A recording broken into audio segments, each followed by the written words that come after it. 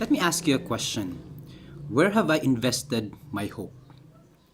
In myself and my abilities? In human beings? In progress? Or do I place my trust in the living God? Good morning, friends, and I'm Richard, and welcome to this daily brief gospel reflection. And today's reading is taken from Luke 21, verses 5 to 11. And it talks about troubles and persecutions, and when Jesus spoke about the destruction of the temple. Read the lines here. The time has come, but don't follow them. Don't be afraid when you hear of wars and revolutions. Such things must happen first, but they do not mean that the end is near. He went on to say, countries will fight each other, kingdoms will attack one another. There will be a terrible earthquakes, famines, and plagues everywhere. There will be a strange, terrifying things coming from the sky.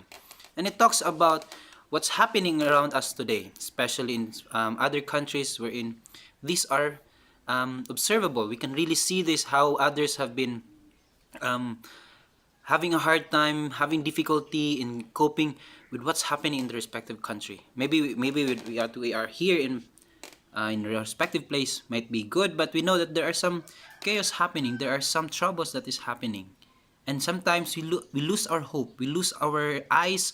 We lose our focus on the promises of Jesus that has given to each one of us. And that is why, if we are maybe asked, where have I placed or where have I invested my hope? Everything that is about to come is that we don't know what will happen, but we do know that there will be something that will come, whether good or bad, and sometimes it will depend on how we invested ourselves today, how we put ourselves today, how we've been doing in the things that we do today, in order for us to have some indications of what's going to happen in the next day. But then, in the further context, where have I really invested my hope? And we know that hope is very related to our faith.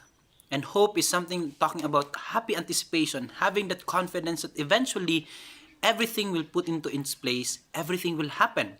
And the same thing, as we put our hope, our faith, our love in Jesus Christ, the one who have shown us this first, we would eventually have that happy anticipation then, have that confidence that eventually everything that is happening now, these are temporary. And I believe in my heart, God spoke to me that really the things that He has promised to me will eventually come. Future of hope, future of goodness, future of lasting happiness, of eternal life, to be in His kingdom.